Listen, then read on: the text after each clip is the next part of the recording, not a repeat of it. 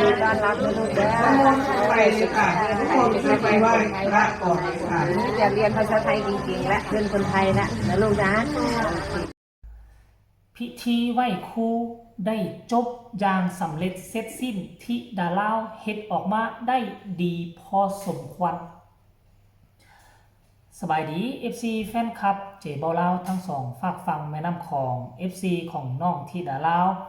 บ่ว่าจะอยู่ทางฝั่งไทยฝั่งลาวอยู่ทางดงต่างแดนโดยเฉพาะ FC อยู่ทางสหรัฐอเมริกาแคนาดาเบลเยียมฝรั่งเศสขอทักทายสบายดีกันหมดสุขุสุคนเด้อช่วงนี้บ่เห็น FC ทั้งเมกาแคนาดามาคอมเมนต์เยี่ยมยามถามข่าวกันเลยหายไปบ่ฮู้ว่า FC แฟนคลับทั้งฝั่งนั้นพวกเจ้ายังสุขสบายดีอยู่บ่อากาศช่วงนี้เป็นแนวใดสิคือกับอยู่ประเทศลาวเฮาหรือบ่ช่วงนี้เข้าฤดูฝนจะไปใส่มาใส่ก็ค่อนข้างลำบากแน่จักหน่อยนึงเนาะท่านผู้ชม FC แฟนคลับคลิปนี้จะพาทุกคนไปติดตามเบิ่งเหตุการณ์กิจกรรมวันไหว้ครูภาษาลาวเอิ้นว่าไหว้ครูภาษาไทยเอิ้นว่าไหว้กับไหว้ก็คล้ายๆกันแหละไหว้ครูในน่าจะเป็นวันครูของประเทศไทยซึ่งศิลปินลูกสาวของพ่อแม่ยังน้องธิดาลาวได้รับภาระหน้าที่อันนักอึ้งเป็นครั้งแรกในชีวิตที่ได้เฮ็ดแบบนี้ก่อนหน้านี้คลิปนั่นก็น้องก็วิตกกังวลย่านเฮ็ดบ่ได้แต่ปรากฏว่าพอผู้ศิวิไลก็ได้มายืนอยู่ใกล้ๆคอยแนะนำคอยเห็นต่างๆน้องก็เฮ็ดออกมาค่อนข้างว่าได้ดีค่อยเชื่อว่าปีหน้านี้บ่จำเป็นต้องมีคนมายืนคุ้มทั้งข้างก็ได้น้องพาหมู่เพื่อนนักเรียนเฮ็ดเองก็ได้ท่านผู้ชมแต่ว่าสิ่งที่ดีอกดีใจไปกว่านั้นค่อยเห็นทั้งผอ.เป็นผู้มารับพานดอกไม้ของธิดาลาวด้วยตนเองแล้วก็พร้อมอวยพรให้ธิดาลาวบอกว่ายินดีต้อนรับเด้อว่าซั่นขอให้เรียนเอาภาษาไทยขอให้เรียนเอาวัฒนธรรมไทยให้ได้ดีให้เก่งๆเด้อลูกว่าซั่นป้าโถผอ.ให้ความสำคัญขนาดนี้ซึ่งน้องธิดาลาวก็ยิ้มเป้ยพอผู้ศรีวิไลที่ยืนเบิ่งก็ดีอกดีใจบ่คิดบ่ฝันว่าพี่น้องฝั่งไทยจะเปิดโอกาสให้เด็กน้อยลาวคนหนึ่งมีที่ยืนอยู่ในสังคมไทยท่านผู้ชม FC แฟนคลับอันนี้น่าจะเป็นด้วยว่าบุญวาสนาบุญบารมีที่จองดื่มมาให้น้องที่ฮู้จักครูบาอาจารย์อยู่โรงเรียนบ้านเกิ้งให้ฮู้จักกับพ่อผู้ศรีวิไลปัจจุบันนี้แวกศรีวิไลแวกเงินพอผู้นอนนาคาเฟ่บ่มีไผบ่ฮู้แล้วก็บ่มีไผบ่ฮักบ่หอมน้องธิดาลาวแหมทุกคนเอ่ยเอาบ่เว้าหลายยายห่างให้ทุกคนไปชมวินาทีน้องธิดาลาวขึ้นกล่าวนำบรรดาน้องๆนักเรียนเหตุการณ์จะเป็นแนวใดให้พวกเจ้าไปเบิ่งไปชมคลิปนี้นํกันเลยไป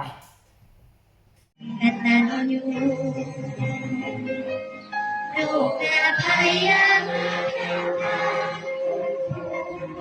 ของส่วน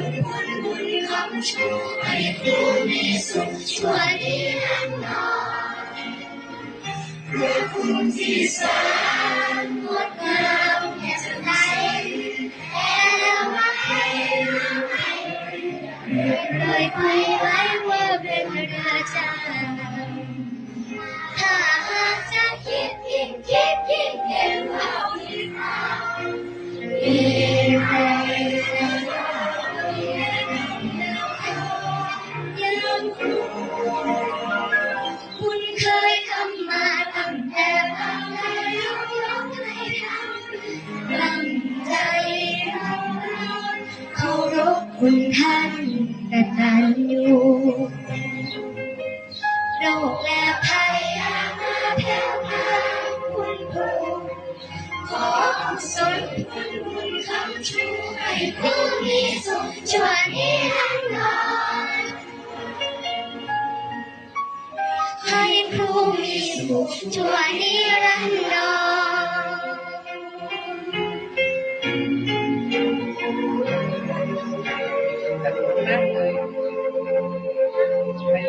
ทั้งหมดนั่ง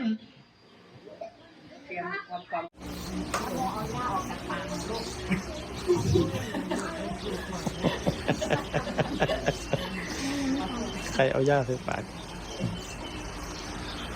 ปาเจราจาริยาโหติ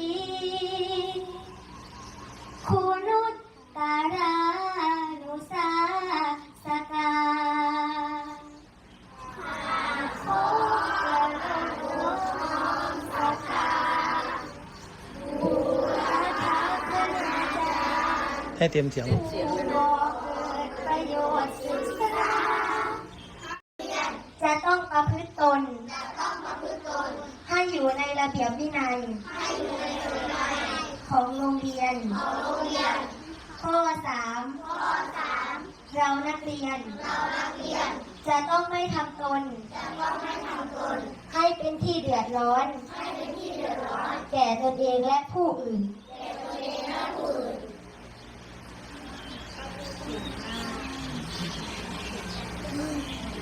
ต่อไป กาดไม่ต้องแบมือนะลูก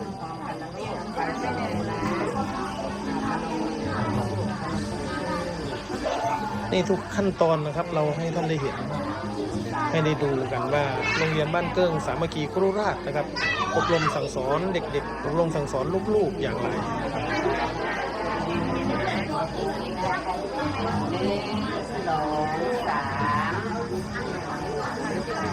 นักเรียนที่ถูกขโมยนะคะทยอยขึ้นไปเลยค่ะทยอยไปทีละคู่ ขออนุญาต จากน้องนะเอาแล้วเอาเลยนะต้อนรับลูกๆแล้ว ไปเลยค่ะทุกคนจะไปไหว้พระก่อนเลยค่ะ นี่จะเรียนภาษาไทยจริงๆและเพื่อนคนไทยละนะลูกนะ เห็นบ่ล่ะนี่คือครั้งแรกของค่อยที่เห็นกิจกรรมไหว้ครูในวันครูของประเทศไทยขั้นท่ากรณีว่าบ่ย้อนเป็นเพราะธิดาลาวค่อยก็คงจะบ่ฮู้และก็บ่เห็นพิธีกรรมแบบนี้พิธีแบบนี้นะท่านผู้ชมเพราะฉะนั้นแล้วมันเป็นเรื่องดีเนาะการที่ปีหนึ่งมีครั้งหนึ่งเนาะเฮาระลึกถึงบุญคุณครูบาอาจารย์เพราะว่าจะเป็นผู้ที่ล่วงลับไปแล้วเพราะว่าจะเป็นครูบาอาจารย์ผู้ยังมีชีวิตอยู่ในฐานะที่เป็นลูกศิษย์เฮาก็เคยเป็นลูกศิษย์คนอื่นมาก่อนเฮาก็ย่อมือนบขึ้นเหนือหัวเนาะเห็นที่ดาราเฮ็ดก็ได้ไปอยู่พุ่นก็มีอาจารย์มาอยู่พี่ก็มีครูบาอาจารย์เคารพนับถือเอาไว้เพิ่นเป็นผู้ศิษย์สอนความรู้ให้เฮาผู้ใดก่อนจะก้าวขึ้นมาเป็นใหญ่เป็นโตเป็นเจ้าเป็นนายอยู่ทั้งบ้านทั้งเมืองก็ล้วนแล้วแต่ต้องได้ผ่านจุดนี้ล้วนแล้วแต่เป็นเพราะครูบาอาจารย์จึงเฮ็ดให้ลูกศิษย์ประสบผลสำเร็จเป็นนักธุรกิจเป็นนักการเมืองเป็นนายกเป็นประธานประเทศอุ้ยทมเทไปก็ย้อนว่ามีคำว่าครูนี่แหละที่ดาราก็เช่นเดียวกันอนาคตบ่แน่นอนตอนยังน้อยเห็นเราเป็นนักห้องตอนนี้ไปอนาคตถ้าเรียนจบไปบางทีก็เป็นแนวอื่นก็เป็นไปได้ท่านผู้ชมเป็นนักธุรกิจเป็นโปรดิวเซอร์เป็นเจ้าของค่ายเพลงเป็นเจ้าของวงหมอลำไผจะไปฮู้เนาะในเมื่อมื้อนี้มีโอกาสแล้วจงทำความดีกับครูบาอาจารย์ยกขึ้นไว้เหนือหัวกันแล้วกันเด้อที่ดาลาวแล้วชีวิตเจ้าจะสดใสจะรุ่งเรืองอยู่ในผืนแผ่นดินไทยสำหรับคลิปนี้ก็ขอฝากฟังเอาไว้สำนี้ละบ่หลายใหญ่ห้างฝากกดไลค์กดแชร์กดติดตามที่สำคัญจะกดข้ามโฆษณาผู้ใดมีคำตำหนิติชมคำคิดคำเห็นแนวใดส่งข่าวมาได้ทางใต้คอมเมนต์สำหรับคลิปนี้ลาทานผู้ชมไปเพียงสำนี้ก่อนสบายดี